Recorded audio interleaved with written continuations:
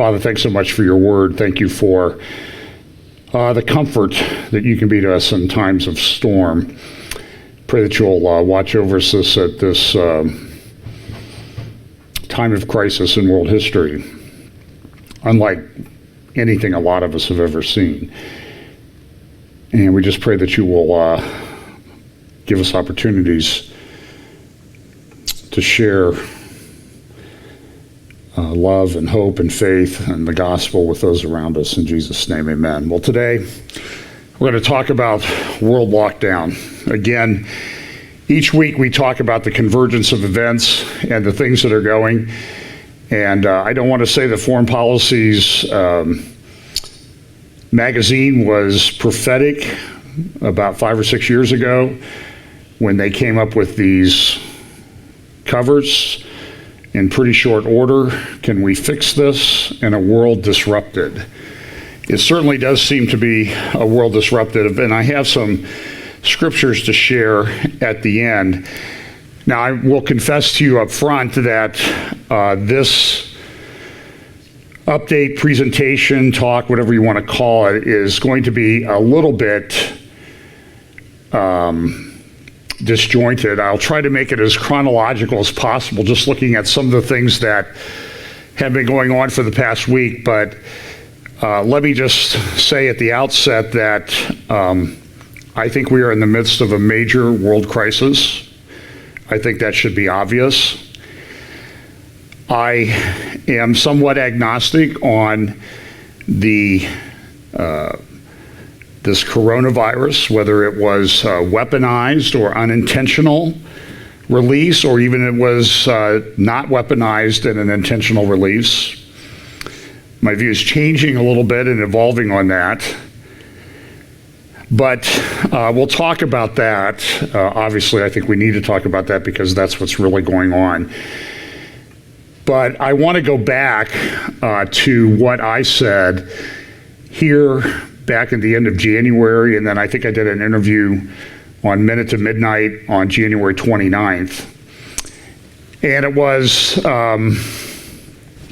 that we were in a major economic crisis at that time. I had not rippled through the markets yet.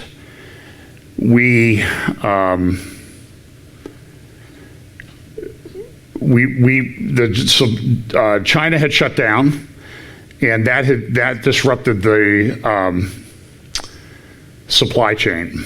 Once that supply chain got disrupted, it started a cascade of events through world markets. And my own personal view is that if everything had been contained in China, the world economic crisis that we see today probably would have been almost exactly the same that it is today. I also want to caution people about, I do not think that I've ever seen an event that has caused more instant experts about what happened, more theories about what happened, and more what I call cognitive dissonance, where people are holding two completely opposing views at the same time. For example, I've heard many people on radio and television say, well, the president should have done something, he should have done something. And then the president does something and he's taking away our civil liberties, he's oppressing us. And listen, you can't have it both ways. There was a major crisis, there was a health issue. I do not think that the health crisis is nothing, and I'll explain why throughout this. But I see a lot of theories. People say, oh, it was all caused by there's no virus, it was caused by 5Gs. There's no viruses at all, somebody told me. And it was caused by 5G, but there are plenty of outbreaks, serious outbreaks in places where there's not 5G. So how do you explain that? For example, even in New York City, which is in sort of a major crisis right now, I looked at their map. They don't have much 5G coverage in New York City right now. So I think I just think everybody needs to kind of calm down and try to be calm and rational. We do have a crisis economically, and we do have a health crisis, in my view. And I think we need to do focus on those and getting through those and protecting your family through those. And we have plenty of time to figure out who did or who did not do anything or how this all came about. The fact of the matter is, it's here and it's real and we have to deal with it. So let's just go back. And the interesting thing about all of this is, we're only in March in 2020. I mentioned on my Facebook page the other day, does it seem like anybody, I would think it was Tuesday morning, I put up on my Facebook page, does it seem like it's later in the week than Tuesday and later in the year than mid-March? And everybody said, oh, yes, yes, yes. And other people, I see them posting, they're saying like, I sat down at my computer and I worked for what seemed like 20 minutes and I looked at the clock and it was 4 o'clock in the afternoon. And so time is both compressed and strung out. And so there's a lot happening. And so if you're feeling that, we're all feeling that. So early in the week, we were in the midst of some major market meltdowns. I talked about this a bit last week. The virus started breaking out in Europe. The Fed started pumping money into the market. And early in the week, what the Fed did was the Federal Reserve slashed the interest rates. And they did that to put some liquidity in the market. They also reduced banks' capital requirements to 0%. I don't think this has ever happened before. I represent banks, so I know a little bit about how the system works. What banks do is they take your deposits and then they're allowed to make loans, but they have a loan to liquid asset ratio that they have to maintain. So if a bank has a loan that goes bad, they may have to pump more into their capital tests that they have to make with the Office of the Comptroller of the Currency. They have to meet these percentage requirements. Right now, the banks have dropped that to 0%. And asking a bank consultant friend, I said, what does this mean? He said, it means if you can breathe and sign your name, you can probably get a loan from a bank. But what happened was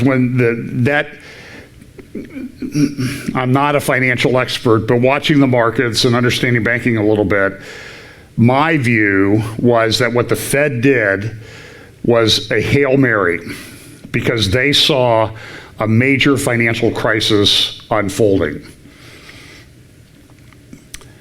The problem was that even though the Fed did that, the market dropped dramatically. Throughout the week, I watched various news conferences of the president, Governor DeWine, Mayor de Blasio, Governor Newsom from California, Governor Cuomo from New York. But it was interesting, when the president had his team up there, a couple times as I was watching it, they had the stock ticker going, and when the team started talking at the beginning, the market was positive. And as they talked, it went negative pretty quickly and stayed there throughout the entire talk. So the markets have been up and down, but mostly down. In fact, there's a number of charts, and I have some more analysis of this later on. But some of these things that you're seeing is just unprecedented. Saudi Arabia, through their public, I guess now public company, Aramco, is cutting spending. They're trying to keep people investing in it. Here's Business and Finance. I think this is from Monday morning. And here's what you can see. You see an oil crash. Look at the graphic chart of the oil price and what it's doing. And at this time, this is Monday, the oil price was down to $31 a barrel. It hit $19 a barrel at some point this week, the lowest level in 30 years. I bought gas the other day in Ohio for $1.54. There are reports that gas, at least around here in Ohio, unlike what we pay when we go to California, that gas prices for regular could get down below $1 a gallon, which is somewhat not much good about that since you can't go anywhere. So you have plenty of gas, it's cheap, and you can't go anything. The tech, see here the other headline, tech behemoths take on the pandemic. Business markets set for turmoil. This was the Wall Street Journal on Monday morning. Bottom there, retailers temporarily close stores here. Airlines face increasingly dire situation. There was a lot of economic news this week, and I can tell you that all of it was bad and badder. I did not see anything good in the economic news this week. And I'll sort of intersperse some of my comments there. Listen, this is unprecedented. I'm 66. This is unprecedented in my lifetime. I've seen the market drop dramatically. I remember Black Monday. I was working on a big securities case at the time, and we were talking with an expert witness, and the bottom of the market just collapsed. I think that was in 1987. And the financial crisis in 2008, the collapse of Lehman Brothers, and I did work for the Lehman Brothers Bank that came out of that collapse of Lehman Brothers. And for a time, given the type of work I do, business was really, really good. But the banking business has been slow for a lot of lawyers for a number of years because this was going to happen at some point. And these things, when we talk about financial markets and we talk about Bible prophecy, all of these things that we know that are going to unfold in the end times, they have trigger events. But the problem is the scripture does not necessarily tell us what the trigger event is. So this week, it was a combination of things. It was overhyped markets that were in a bubble. It was crazy borrowing and debt growth among every sector in the world. People were taking on debts, student loan debts. The growth in college has been funded by the government through student loan payments, and as the government puts money into student loans, the price of college goes up, so people have to borrow more money. And I know people today that are $200,000, $300,000 in debt from college and professional school. And that has grown. That student loan market in the United States is now over $1.5 trillion. And I can assure you that after the events of this week, I would guess that 75% or more of it would be in default if they were not halting payments, which I think they're doing. So that was Monday. Here's the graph on the oil prices. Again, it had gone down to $31 and it went down another 33%, over 33% from that price. And part of this is an oil price war that is going on between Saudi Arabia and Russia. Saudi Arabia has payments that they have to make to their people. They have a huge sovereign wealth fund that they can draw on for a while, but it does no good for them to have low oil prices and they have to draw out of their sovereign wealth fund. It's caused political turmoil internally in Saudi Arabia. Prince Mohammed bin Salman has arrested some of his family members. There are pretty credible reports that there was an attempted coup that took place. But Saudi Arabia and Russia, just to recap, tried to reach an agreement to limit production. By limiting production, they would allow the price to stay higher. Russia needs it to be above $42. Saudi Arabia needs it to be probably up around $90 to meet all their obligations. So when it's down at 20, 25, 30, that's a disaster for them. They couldn't agree on production cuts.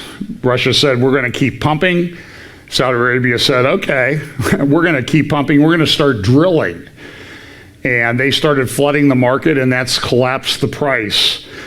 that has collapsed the U.S. oil shale industry. Some are still drilling, but the cost of U.S. oil shale to get it out of the ground per barrel is probably in the 30s at least. It's dropped dramatically over the years as they've improved the technology. But other reports I have is that virtually all shale drilling rigs in the United States have been shut down. The impact of that will unfold over time. Certainly the U.S. can buy oil at the cheap price for its strategic oil reserves, but that only goes so far, and the economic cost of drilling companies and shale oil companies that have massive loans are very heavily indebted to banks, and workers who now have no job and no revenue coming into the company. It's a bad cycle. The same thing, you can almost compare the chart there on the right with the chart on the right here about how the bull market unraveled. This is from yesterday's Wall Street Journal talking about the chain reaction that occurred. Again, my view is that this chain reaction started back in January. For example, I see these posts, and I don't know who posted it, and if you posted it, I'm not meaning to offend you, but I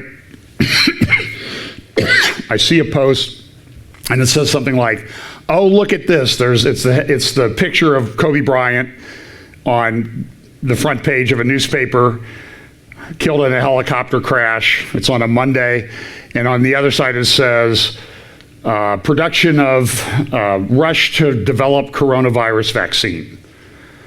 And people say, see, look at this. They were planning this. But listen, back in January, China was in crisis. They were building temporary hospitals. They were shutting down massive parts of their society. They shut down their production.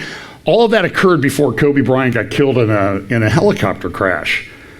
We were talking about here in mid-January that something was coming, and if it wasn't resolved pretty quickly, it was going to go through the thing. Now, not only did the Federal Reserve act to preserve the banking system in the United States, but I think every central bank in the world did the same thing that the Fed did. It was a time of sort of unequaled unity in how they were going to react. And the banks were trying to save the world economy from the pandemic, but they were also trying to save it from what had happened in China a month before. Some of the results of that, and again, I'll be kind of jumping around here. Europe shut down early this week. This is the Financial Times from the UK. They shut down all of their car production. Car production is a major part of the economy. We know this in Ohio because you can go to a lot of cities like Middletown and Dayton where the manufacturing plants closed, and the economy in those towns has been devastated. I've been in those towns in court, and I'm just telling you, it can be very depressing to go there. Now all the plants in Europe have shut, just like all the plants in China have shut. And I don't know if I played last week. I think I played the aerial pictures of new cars in China where they had full lots and now they're down to half. This is not going to resolve itself quickly. I'm not always the most optimistic person, but I'm optimistic that the economic problems will not resolve in my lifetime. I'm almost sure of that. This is so strange. I went out by Polaris Mall yesterday, and the lot there on the south side of the mall, near the Cheesecake Factory restaurant, next to the other big restaurant that just closed a couple months ago, there were maybe 24 cars in the parking lot at 1 o'clock at noon on a Saturday. To say that this is unprecedented is an understatement. You drive by restaurants, fast food places, and there's a few cars there for people that go there to cook food for takeout. I went in a sort of a sports-related establishment to pick up some food the other night. There were maybe 6 staff there. All the giant screen TVs were going with sports channels that don't have any sporting events going on. It's surreal. It's just really surreal. The NBA shut down. They were having a game at Chesapeake Arena in Oklahoma City. A couple Jazz players tested positive, and they just shut it down. But they already had thousands of people in the arena, and I'm now told that 2 Los Angeles Lakers have tested positive, and 4 Brooklyn Nets players, including Kevin Durant, who was out on injury this season, have all tested positive for the coronavirus. It's very surreal.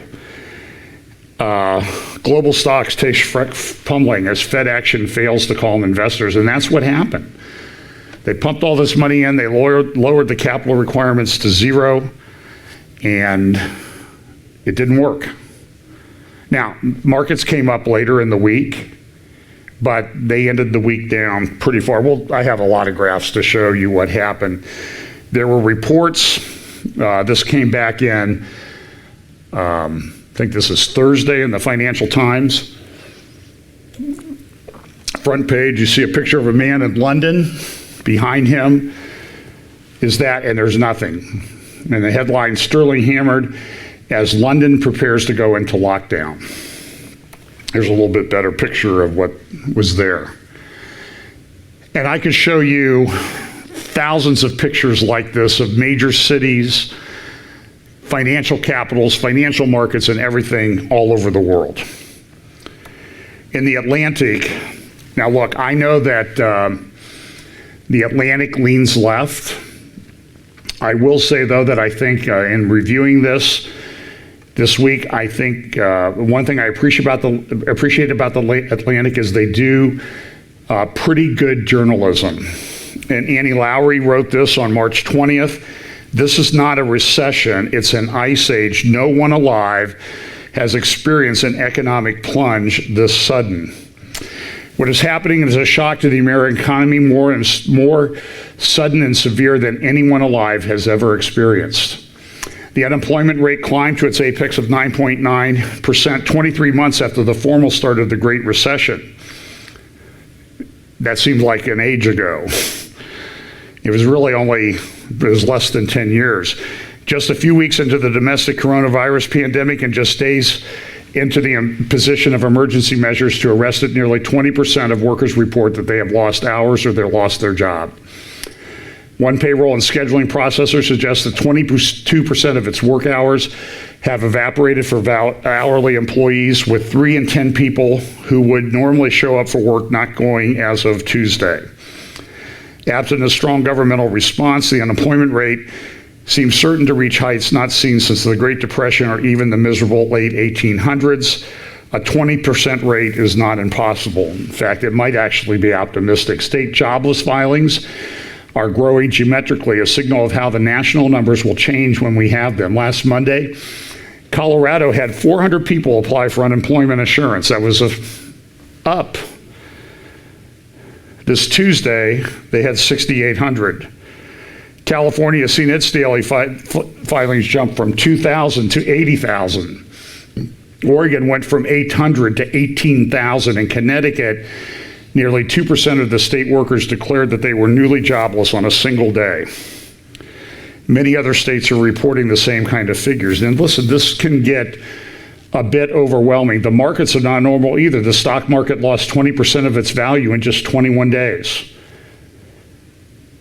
I talked to people who were heavily invested in their retirement accounts in the stock market, and they've lost more than half in 10 days. This is shocking. The fastest and sharpest bear market on record, faster than 1929, faster than 1987, 10 times faster than 2007. The financial system has required no less than 7 emergency interventions by the Federal Reserve in the past week. The country's central bank has wrenched interest rates to zero, started buying more than $500 billion of financial assets, and opened up special facilities to inject liquidity into the financial system. Yet in the real economy, everything is halted, frozen in place. This is not a recession, this is an ice age. Now, one of the things that people have talked about is flattening the curve. We want to make sure that that curve gets flattened, that the dotted line represents the healthcare system, capacity, and so they don't want that spike to go above what the healthcare system can handle. And listen, most people, it's probably 99% or more, maybe 98% of people will recover from COVID-19 if they get it. Some might not even recognize it. The problem, though, is an issue of capacity. I mentioned this last week. As of last week, there were 160,000 ventilators in the United States, many of which are already in use in ICUs. There are 46,000 ICU beds. And so you don't want a big spike. 200,000 people would overwhelm the United States system. That is what's the tragedy that's happening in France, in Italy, soon to be the UK if not already, and certainly in Spain as we speak. The system cannot handle it. And that's why when you see the healthcare people of these things, is that's what they're afraid of. Not so much that everybody that gets it is going to die, that the system can't handle the input. And so it's not just old people that have lung problems and severe breathing insufficiencies. The not insignificant percentage of people that develop that, they need ICU care, sometimes for 5 to 10 days. We don't have the capacity. They're already running shortages from what I understand, in California and New York and elsewhere. So what happened early in the week was there were 2 ways that people or governments and healthcare agencies were approaching dealing with the coronavirus epidemic, now called a pandemic by the World Health Organization. This is from the Times of London the other day.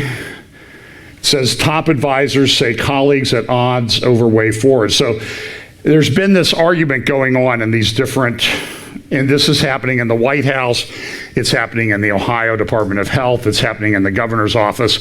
All of this stuff is happening, and they're trying to figure out. So there's a couple ways that they're going about it. One method would be essentially to do nothing and develop a herd immunity. And that's the method that until earlier this week, they were trying in the UK, just because they don't have the resources to deal with it. And the thinking was, we'll just let it run wild, and eventually it'll reach a level where it levels off and people will die, but we'll have to just deal with that. The problem was that there was a report that came out by the Imperial College that made the UK shift to the other approach, was to try to suppress it. The suppression method is social distancing, stay home, don't go anywhere, close restaurants, bars, sports, shut it down. Make people work remotely if they can. Only let people go out to do shopping. And this is happening virtually all over the world right now as we speak. Now, some countries have kind of come back a little bit, seem to be doing okay. But so I want to share with you a couple things from this report that came out from the Imperial College. I don't even remember the name of the gentleman who wrote it. The title of the report was Impact of Non-Pharmaceutical Interventions to Reduce COVID-19 Mortality and Healthcare Demand. In other words, how do we handle the curve? And I'm just going to read from the report. It's scientific, so it's a little bit dry. But I think this is what the people in the UK saw, and they said, oh, we need to change what we're doing immediately. So what they did was 2 fundamental strategies are possible. Mitigation, which focuses on slowing, but not that's suppression, not necessarily stopping epidemic spread, reducing peak healthcare demand while protecting those most at risk of severe disease from infection, and suppression, which aims to reverse epidemic growth, reducing case numbers to low levels and maintaining the situation indefinitely. Each policy has major challenges. We find that optimal mitigation policies combining home isolation of suspect cases, home quarantine of those living in the same household as suspect cases, and social distancing of the elderly and others at risk might reduce peak healthcare demand by 2/3 and deaths by half. However, the resulting mitigated epidemic would still likely result in hundreds of thousands of deaths in health systems, most notably ICU, intensive care units being overwhelmed many times over for countries able to achieve it. This leaves suppression as the preferred policy option.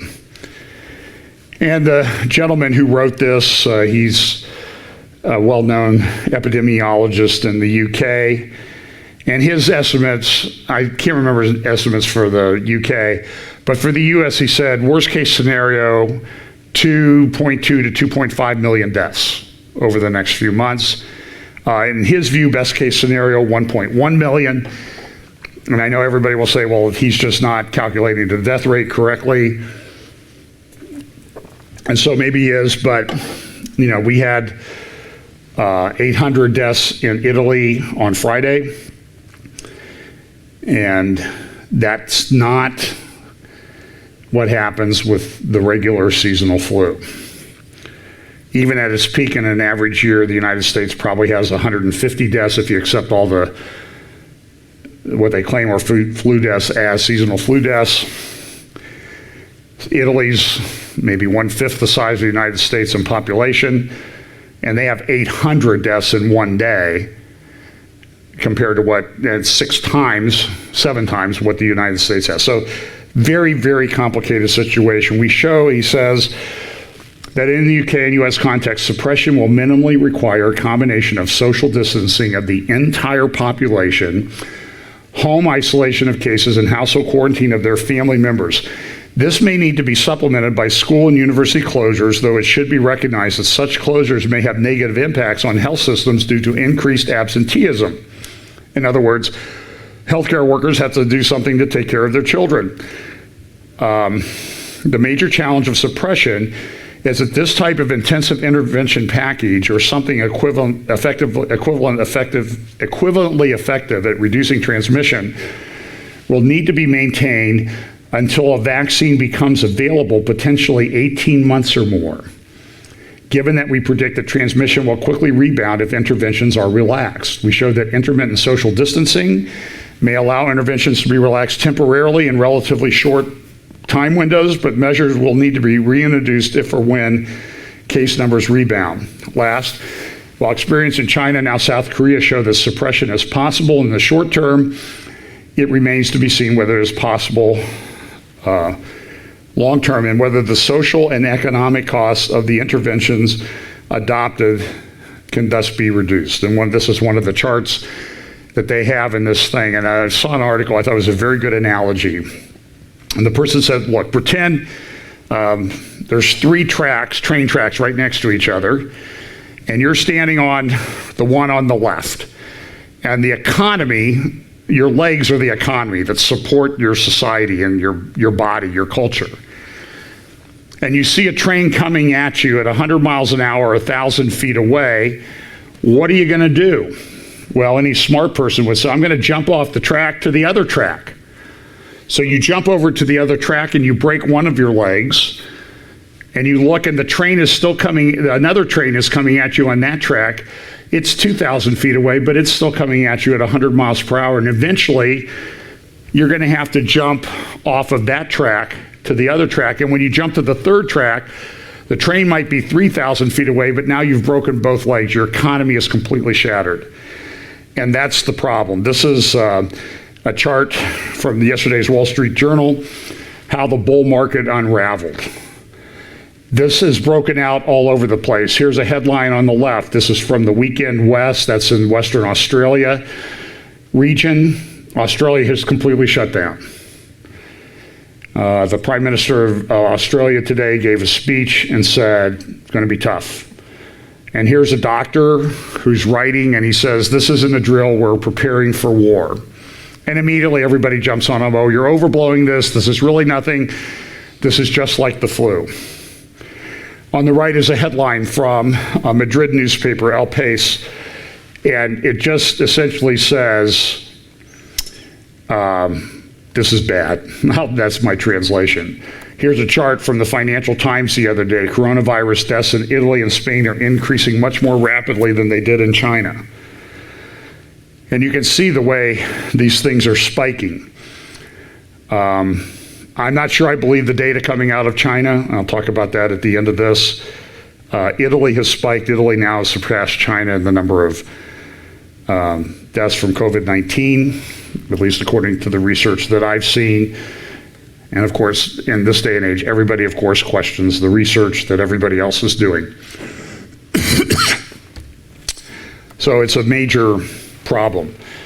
The Italian newspaper Libero, from the Lombardy region of Italy, essentially saying, you see here, this is, I think this is this morning's paper, saying, 793 deaths one day.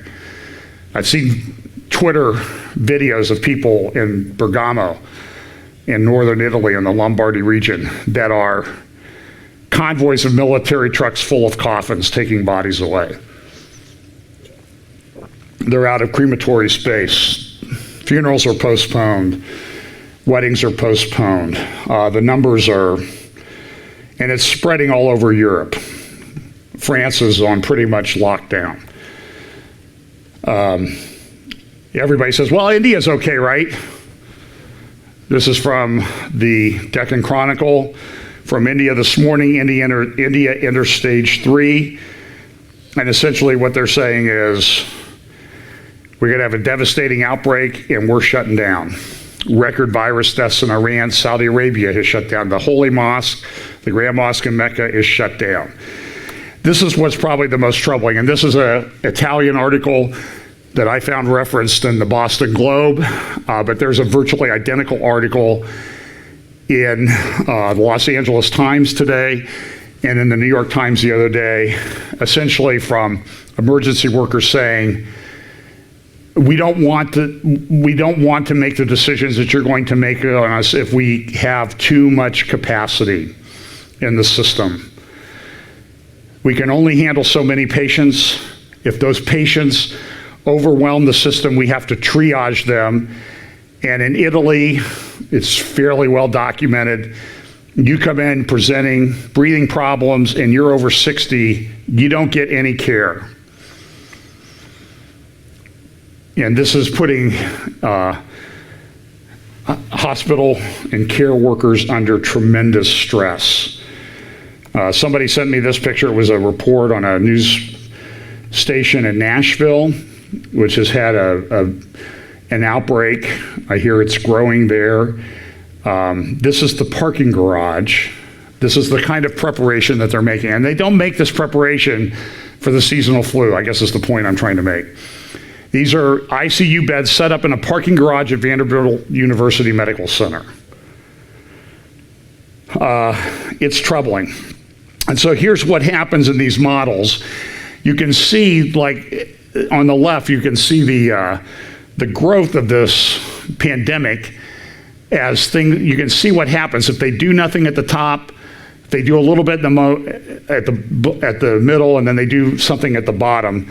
Maybe show the right slide, because the right slide's a little static and it doesn't have the video breakup.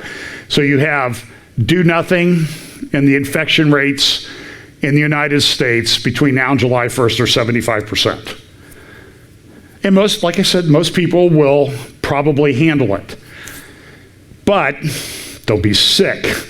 People are sick, they don't go to the office. You have this, they don't want you at the office. That has an economic cost to it. It's not an easy choice. If you do stuff in the middle and you do moderate suppression, You can see that by July 1st, you're still having major problems. And at the bottom is if you really shut everything down by July 1st, you've done pretty good, but you've completely destroyed the economy. It's a no-win solution. Here's, for example, here's a little video. This is no suppression.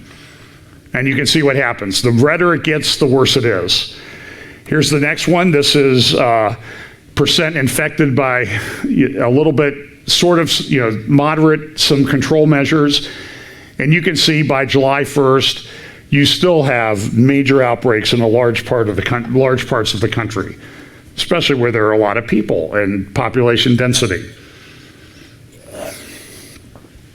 I've received messages from people on Facebook and elsewhere that family has it here, people have it there, friends of mine have it. There are a lot of people out there. And then here is what happens if you don't, it's all the way at the bottom, Brian. If they do nothing, you can see that the outbreak is not all that, they actually do pretty good at getting it covered. But every decision, and I feel for the people, Governor DeWine and others who are making that decision, it's difficult. It's difficult. Friday at his news conference, he announced the first death in Ohio from COVID-19. And he's the father of two of my partners in my law firm and another office outside of Columbus. So this, when that happens, it hits home, and it's a real thing. Now, the other thing that's concerning about this, and I'm not going to get into the ID 2020, there's plenty of people talking about that. ID 2020 was a thing set up by a number of corporations, one of which was Microsoft. I've talked about this in the past a couple times. Microsoft and some other companies got together. And the goal of it was to get digital IDs to people in the third world that don't have digital IDs for purposes of helping them participate in a technology society. But now they've also put in there, that they want to do vaccines and maybe a chip or something that can track people.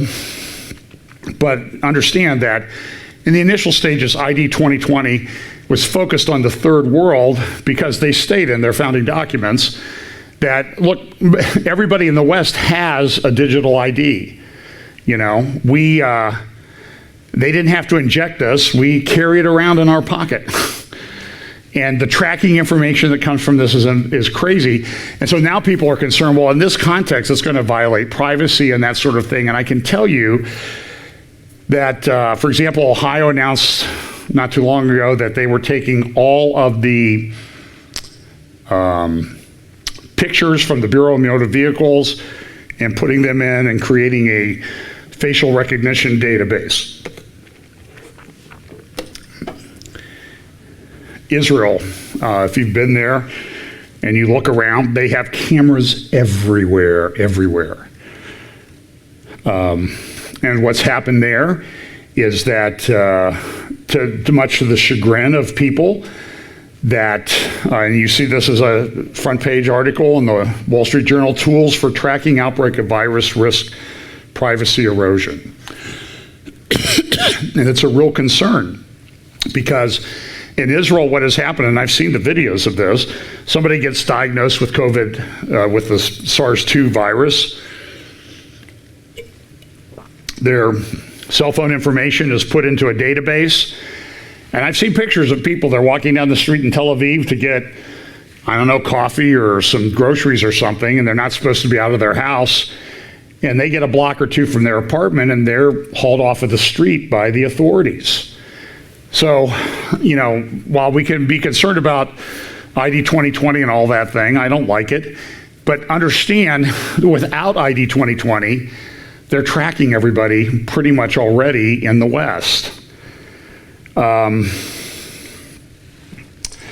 The article says other countries have already deployed location tracking system and other tech solutions to fighting the pandemic, but many such laws could run afoul of U.S. privacy laws. But they're also talking about, hey, let's suspend certain laws in the United States so we can deal with this problem.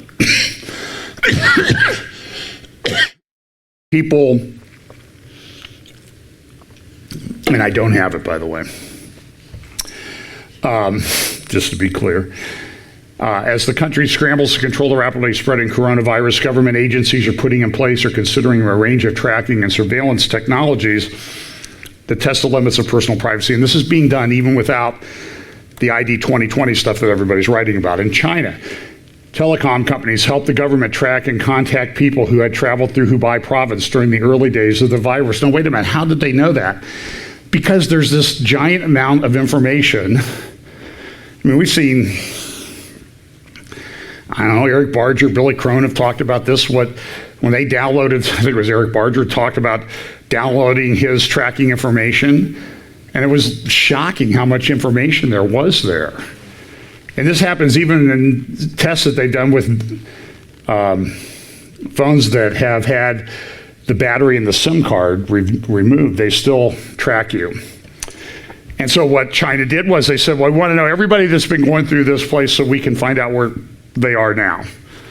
And once they got the digital IDs, they could pretty much track people all over the world. Location data were funneled to China's National Health Commission and other agencies, allowing them to recreate the steps of virus carriers and people that they may have encountered, and issue warnings via social media. Some privacy advocates worry that the crisis of the moment could create a new paradigm. That's from the Wall Street Journal. This is mainstream. The New York Times has had a long series this year called The Privacy Project, where they've expressed their concerns about this. The Electronic Frontier Foundation, which fights this, Adam Schwartz, an attorney there, said, we understand that given we are in this crisis, that some temporary adjustment of our digital liberties may be necessary. However, it's really important that those adjustments be temporary. And the concern is, a valid concern, is that they may not be temporary. Here's another one. Generation gaps widens as cases spread. And you saw the pictures I posted on my Facebook page of kids on spring break, hugging, kissing, doing whatever they do on spring break when they're drinking on the beaches, saying, yeah, I get the corona, what's the big deal? I even saw some post that, well, if I give it to my grandma, so what, She's lived a long life. The other thing that's impacted, and I've seen this already in my law practice, coronavirus upends senior housing. Healthcare REITs, which are directed at senior housing, are collapsing. They're down 45 to 65% on their stock value. They are having trouble moving. It's a major crisis. And people don't want to live in close quarter senior housing right now. At the bottom, Houston's commercial real estate market is set for shockwaves. I can tell you from talking to people in various aspects of industry and business this week, on the lender side, they're saying, who's going to pay our loans? Because everything's shut down. People depend on, businesses depend on their cash flow to make it from week to week, just like most people do with their paychecks. So the business shuts down, they can't pay their loan, the bank has problems, and then the business is like, I want to pay, and then landlords are saying, I can't. Look at all these commercial developments around town here in Columbus. The restaurants they're all financed and they're leased, and they're not going to, so they can't pay the developer can't pay the bank, and it's just this vicious cycle. Here's an example. This is a little chart from the Wall Street Journal yesterday about the closing of restaurants. If you could zoom out on that. These are the restaurant closings that have taken place. Malls are closed. Simon Properties, the big mall owner based out of originally out of Indianapolis. I think they have 49 properties, including, I think, the Mall of America in Minneapolis area, which I still think is the largest mall in the country, shut down. The most expensive mall ever built in New Jersey was supposed to open this past week. It's on hold. Well, here's an interesting thing. Restaurants have closed, which has left the suppliers with warehouses full of fresh fruits and vegetables.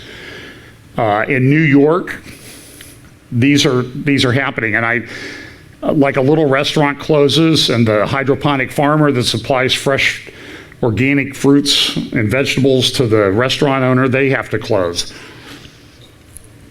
or find somebody else to buy their product. But it's easier, for example, it's easier to sell to a restaurant because restaurants buy, like in New York, a lot of the restaurants buy 100 tons of fruits and vegetables each year. I did not know it was that much. But it affects the meat market and that type of thing. So some of these people, they're giving the things to charity. They're trying to shift to an online model. But, you'd rather have somebody buying 100 tons than, consumers that buy maybe 200 pounds a year. And here's a quote from a guy in New York. Our revenue in Paris, they have places all over. Our revenue in Paris has gone to zero. Our New York revenue has gone pretty much to zero. Restaurant sales account for about 2/3 of their revenue, which was expected to be 45 million pounds this year. He will likely use a substantial part of the business because of the virus. And the question is, are they ever coming back?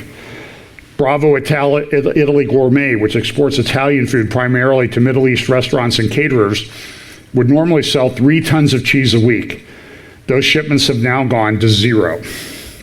So here's a little graphic from the Wall Street Journal about how these closures work. They start with the school closures, then they move to, and the school closures, by the way, excuse me, the school closures, by the way, they are moving to online learning, but now they're saying, well, you can do online learning, but you're not going to get any credit for it because we're not really set up to do that.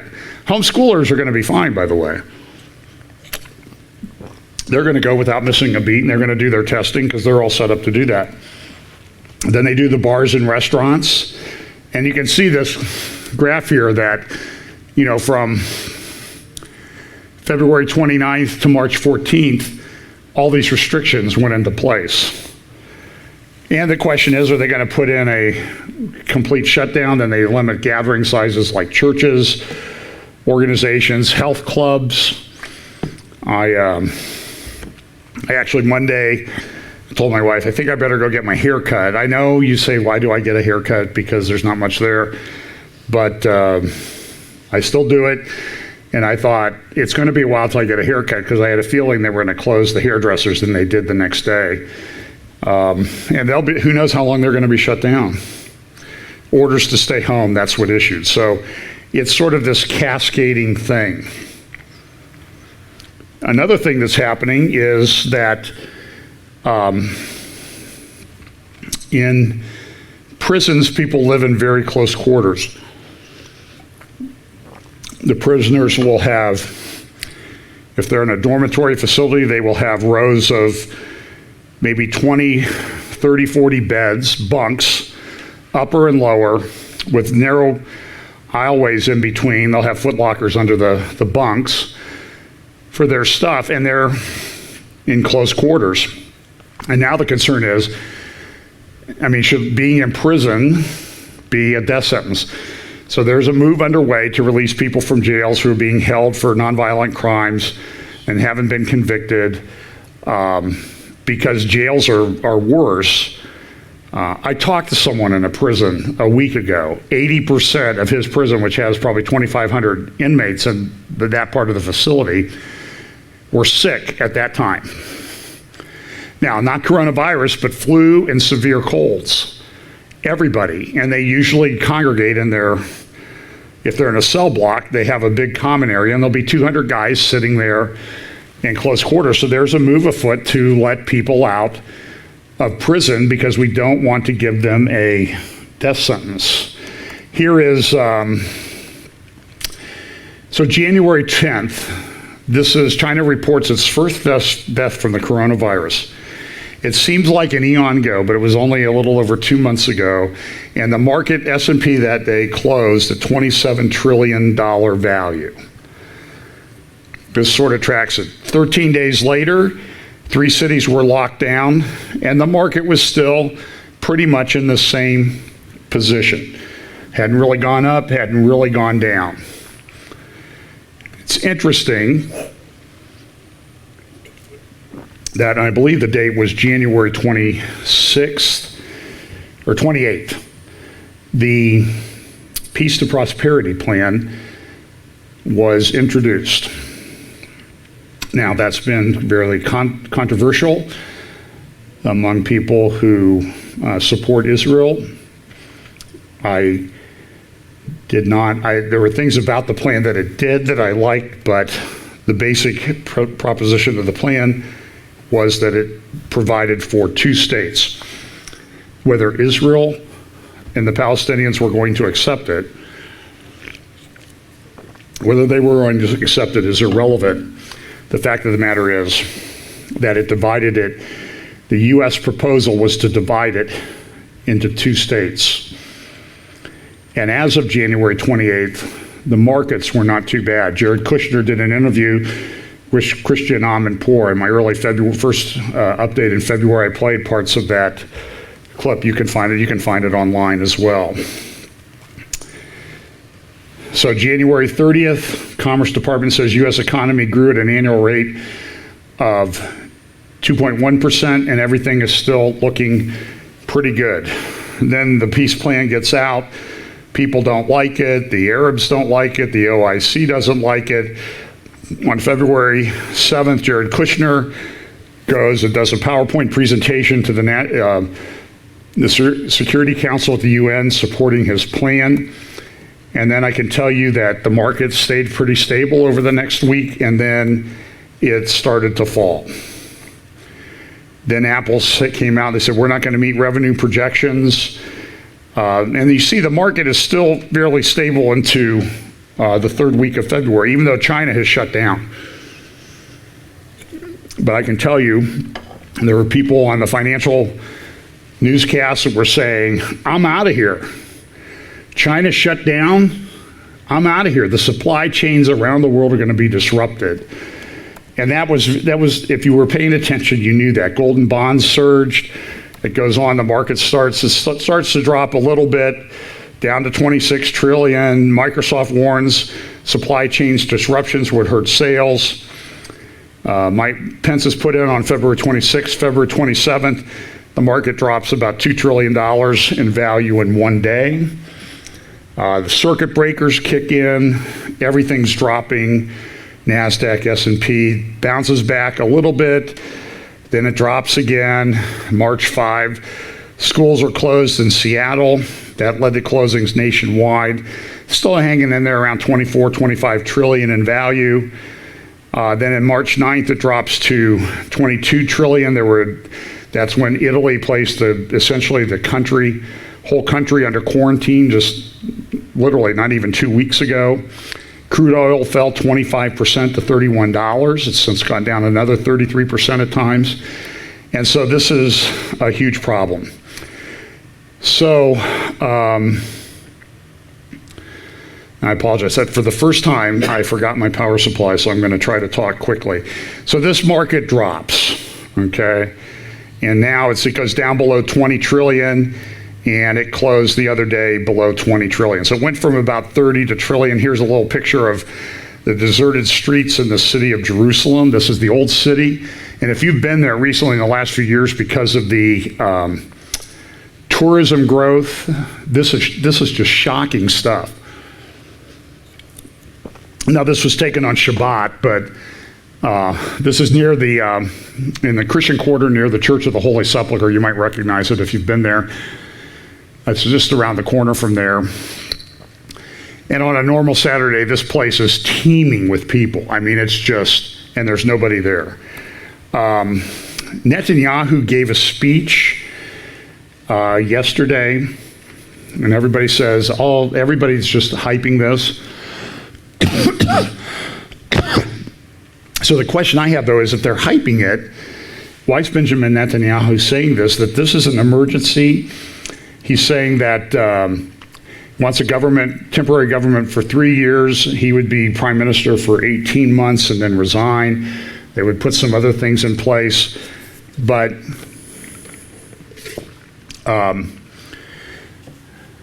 he issued, I'll have to verify it, but just some terrifying things really about what he thought about what was going on. And now I'm going to have to switch over to my other computer. If you give me just one moment.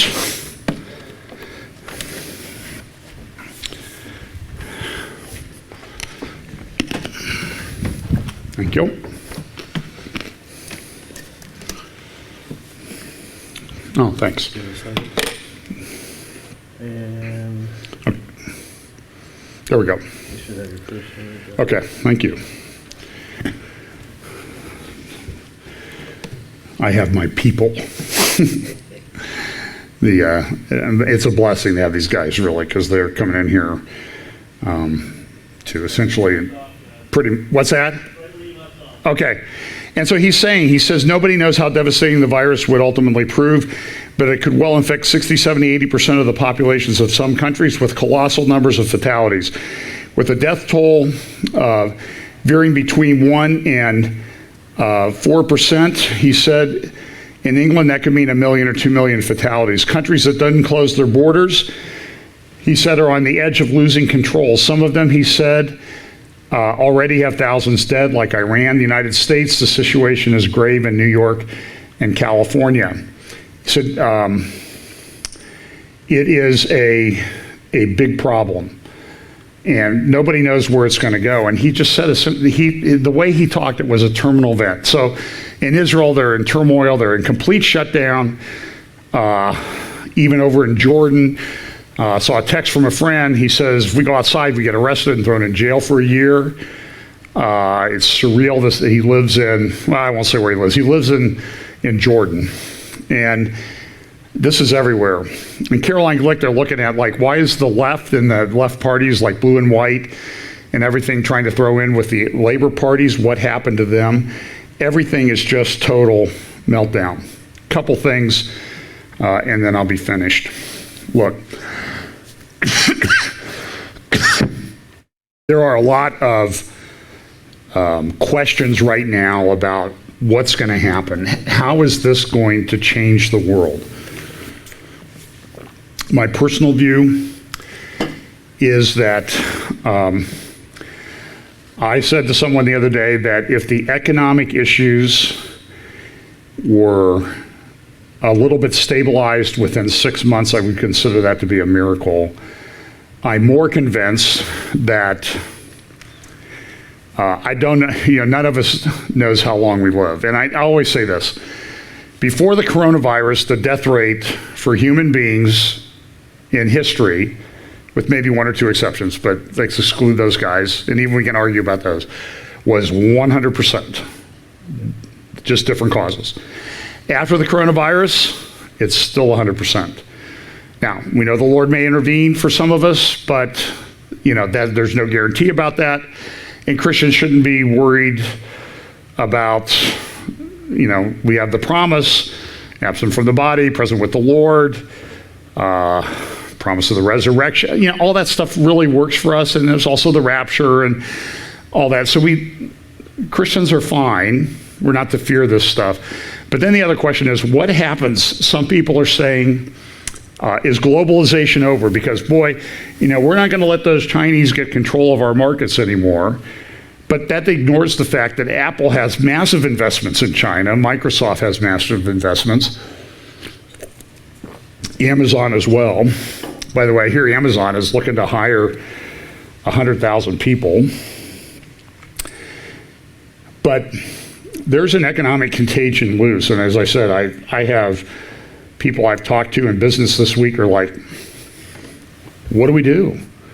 We've never seen anything like this.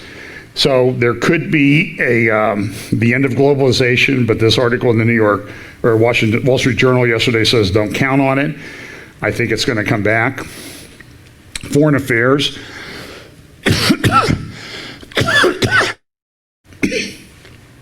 That fan bothers me, I think, sometimes, but I sweat too much with, don't worry about it. I sweat too much without it anyway. So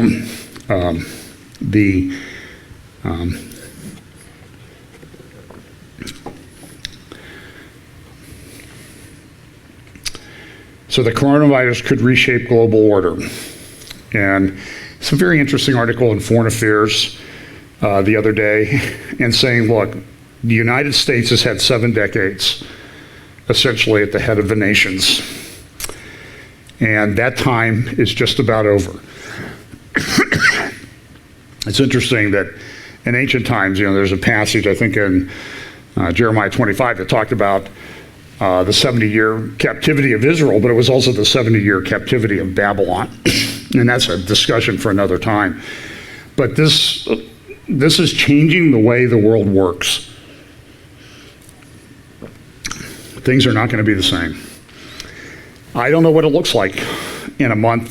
I don't even know what it looks like Wednesday, let alone a year, 2 years down the road. The status of the United States as a global leader over the past 7 decades has been built not on wealth and power, but also, and just as important, on the legitimacy that flows from the United States domestic government's provision of global public goods and ability and willingness to muster and coordinate a global response to crises. The coronavirus pandemic is testing all 3 elements of U.S. leadership so far. Washington is failing the test. Now, this is Foreign Affairs put out by the Council on Foreign Relations, so it's a globalist orientation. They note, though, Beijing is working to turn early signs of a success into a larger narrative to broadcast to the rest of the world. So, China's come out, we haven't had any new infections, everything's good, we're open for business again, and that type of thing. Everything's going to be great. They're pushing, nobody in Europe came to Italy's aid, but China sent planes in there. And not just China, another country that I'll talk about in just a moment. And I will just say, I'm not sure if it's intentional or unintentional. I'm just going to say, though, that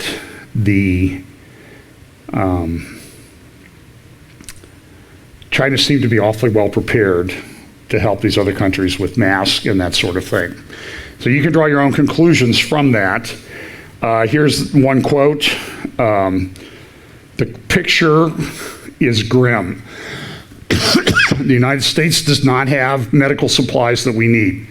Most of those medical supplies come from China. U.S. Strategic National Stockpile, excuse me, cough drop here.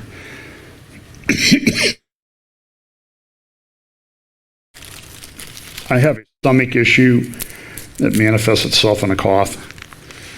So, yes, I'm being treated for it.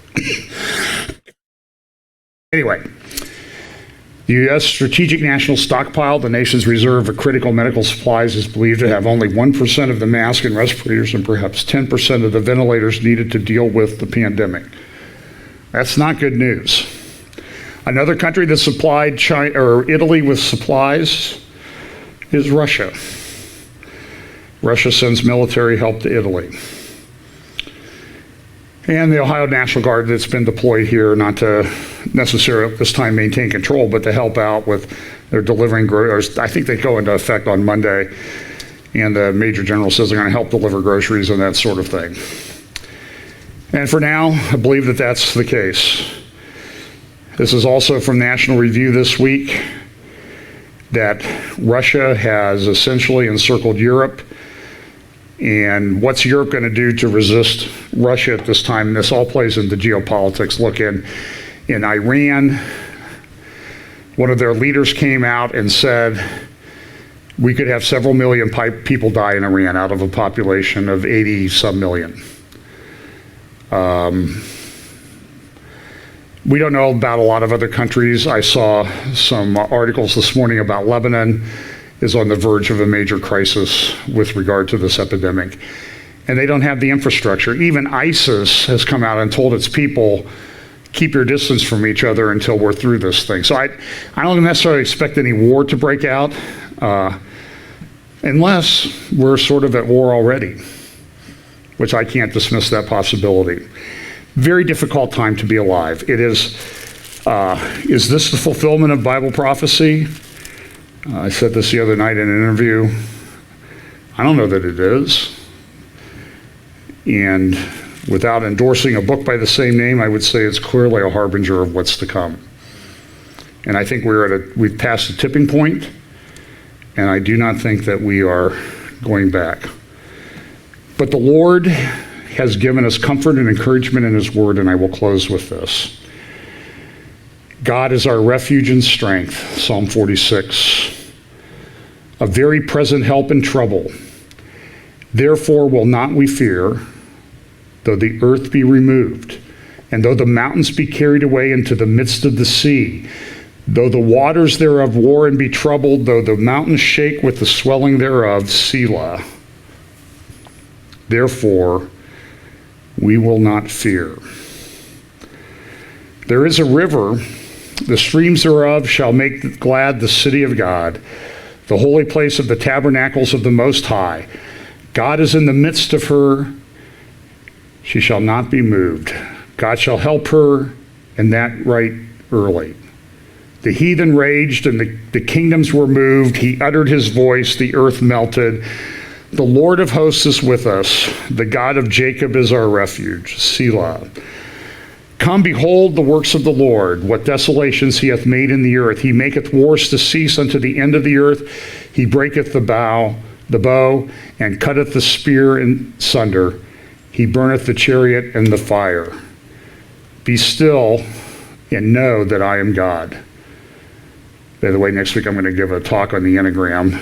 This is one of the most misused verses in the modern evangelical church, in the contemplative prayer movement. That's another topic. Be still, the psalmist says, and know that I am God. I will be exalted among the heathen. I will be exalted in the earth. The Lord of hosts is with us. The God of Jacob is our refuge. Selah. Hang on to those promises. It is a turbulent time, but a lot of people won't talk, a lot of churches won't talk about Bible prophecy. And we do here, maybe too much, but I know the concern of our elders and my concern, and Pastor Steve's concern, is that we be prepared to understand the times that are going on. There were many prophecies about the first coming of Messiah, and by and large, they missed it. We have a lot of prophecies about the second coming of the Messiah, and it's incumbent on us not to miss it. Be still and know that I am God. I will be exalted among the heathen. I will be exalted in the earth. The Lord of hosts is with us. The God of Jacob is our refuge. Father, I just pray that you will help us to take this and other great comfort from the Psalms to heart, that you'll give us opportunities to minister, care for others around us, and to share the glorious gospel of Jesus Christ with them. Pray that you will protect us, provide for us, and watch over us. In Jesus' name, amen.